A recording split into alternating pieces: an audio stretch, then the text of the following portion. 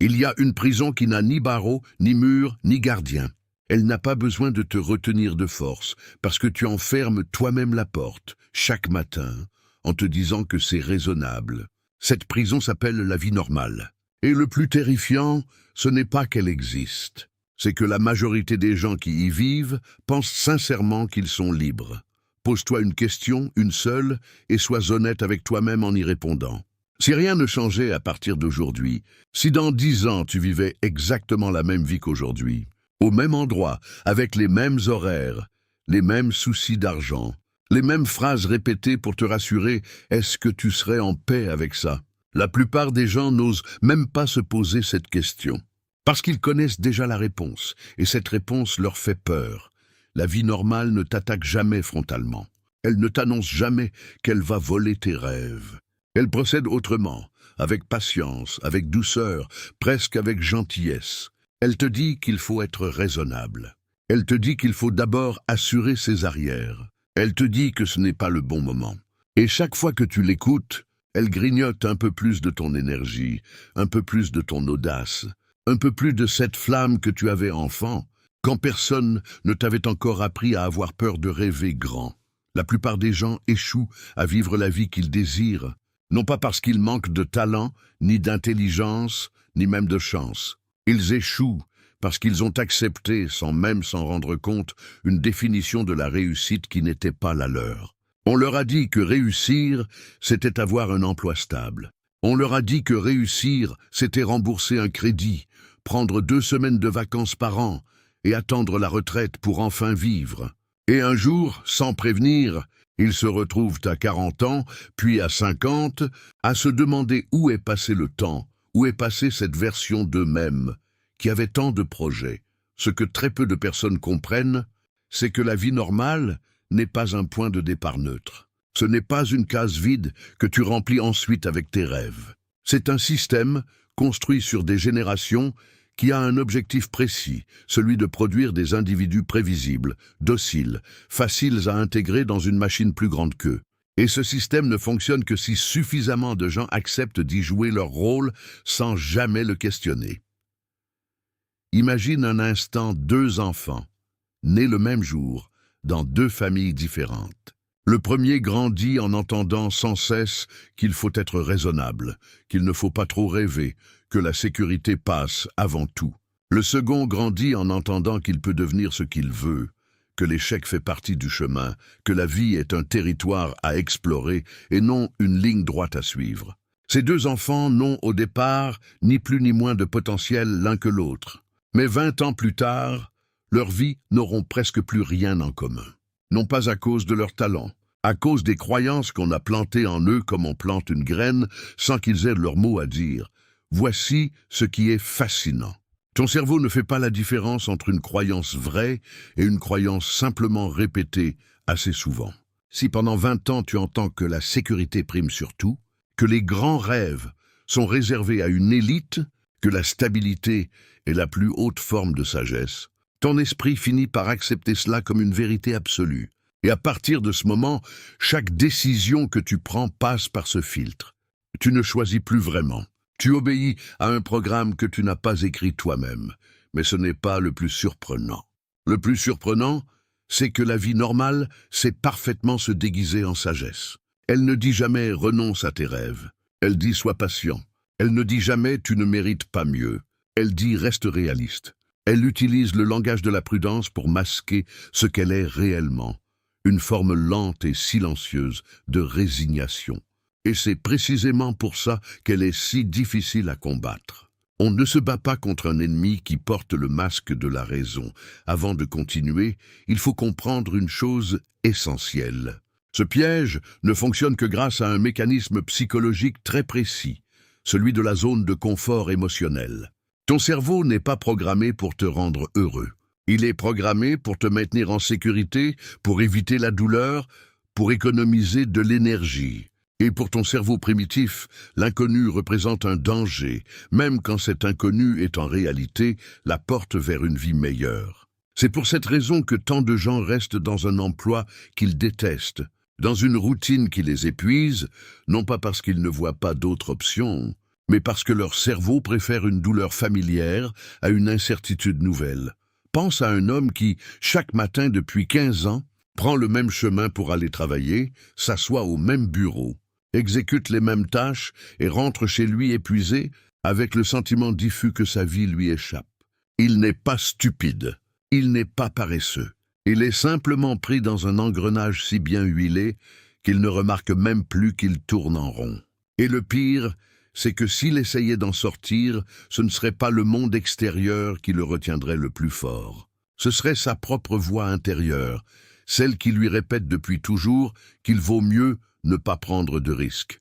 Pourtant, il existe une autre vérité beaucoup plus ancienne, que les plus grands esprits de l'histoire ont tenté de transmettre. Cette vérité dit que l'esprit humain devient ce qu'il pense de façon dominante, que les images que tu entretiens dans ton mental, jour après jour, finissent par se matérialiser dans ta réalité extérieure. Ce n'est pas de la magie, c'est un principe de fonctionnement de l'esprit. Un homme qui pense chaque jour à la sécurité, à la limitation, à la peur, construit une vie à l'image de ses pensées. Un homme qui pense chaque jour à la possibilité, à l'expansion, à l'audace, construit une vie radicalement différente, avec les mêmes 24 heures dans une journée. Ce que très peu de personnes comprennent, c'est que la routine elle-même n'est pas le problème. L'être humain a besoin de structure, de rituels, de repères. Le problème, c'est une routine choisie par peur plutôt que par intention. Il y a une différence immense entre se lever chaque matin parce que c'est ce que la vie normale attend de toi, et se lever chaque matin parce que tu as consciemment choisi ce chemin comme étant le tien. La première routine t'épuise lentement. La seconde te construit. Le véritable secret est ailleurs, et il tient en une phrase simple, mais que très peu de gens appliquent réellement.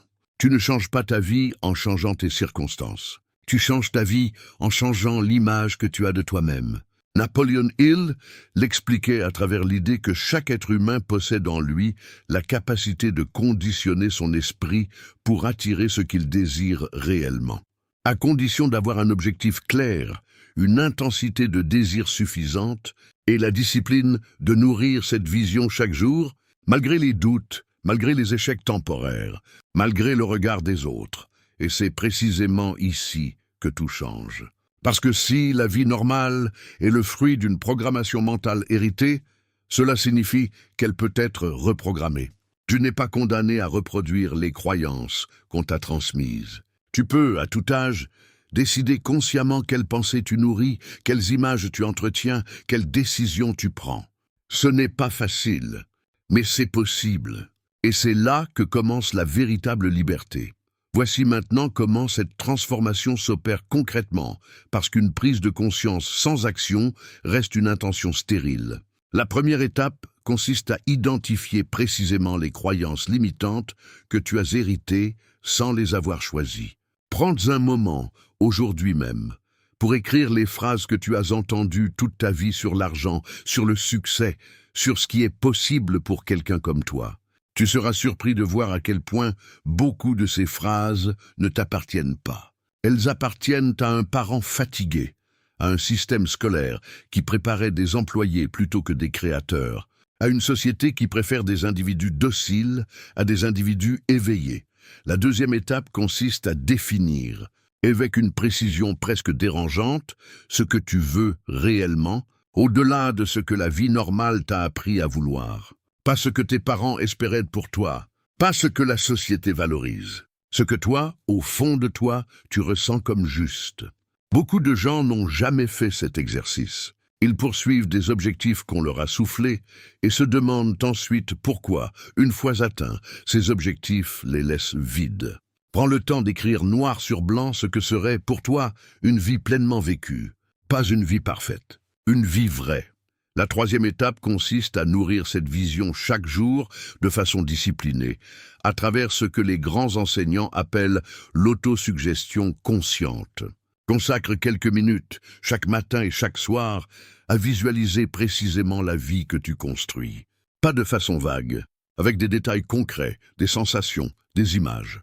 Ton subconscient ne distingue pas une expérience vécue intensément en pensée d'une expérience vécue dans le réel. En répétant cette vision avec émotion et régularité, tu commences littéralement à reprogrammer les schémas mentaux qui, jusque-là, te maintenaient dans la vie normale.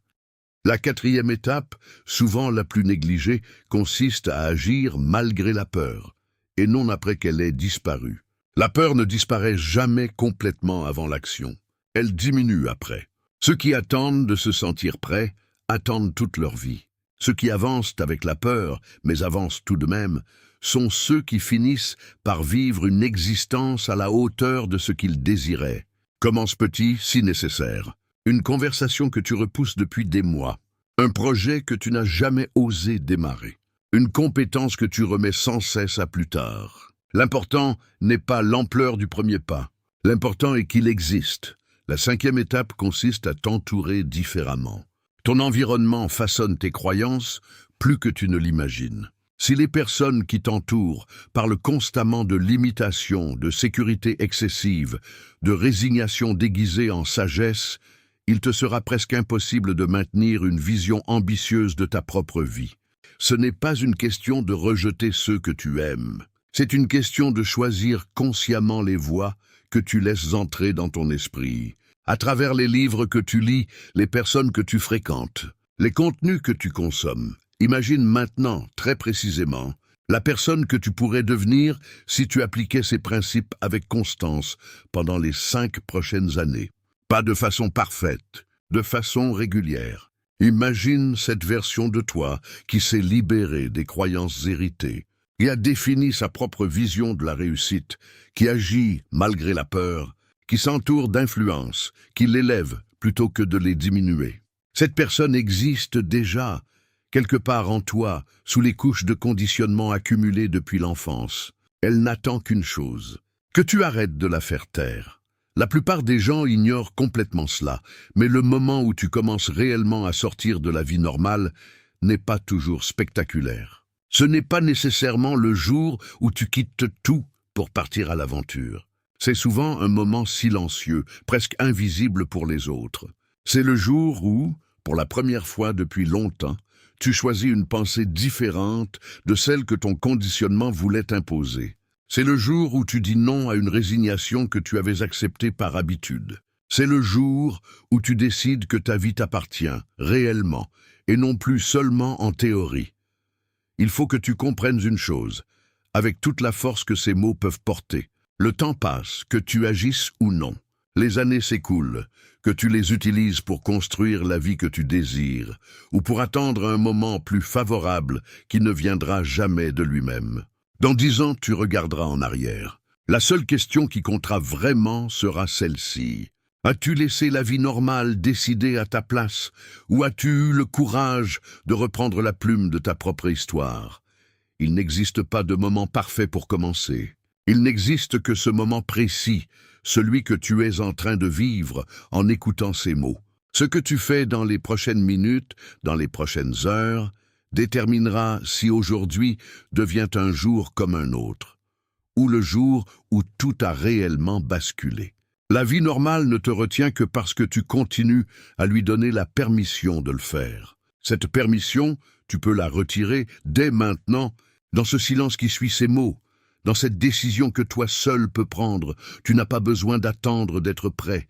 Tu n'as pas besoin d'attendre que la peur disparaisse. Tu as seulement besoin de faire, aujourd'hui, un choix différent de celui d'hier. Et c'est exactement ainsi, un choix à la fois, qu'une vie normale devient une vie extraordinaire.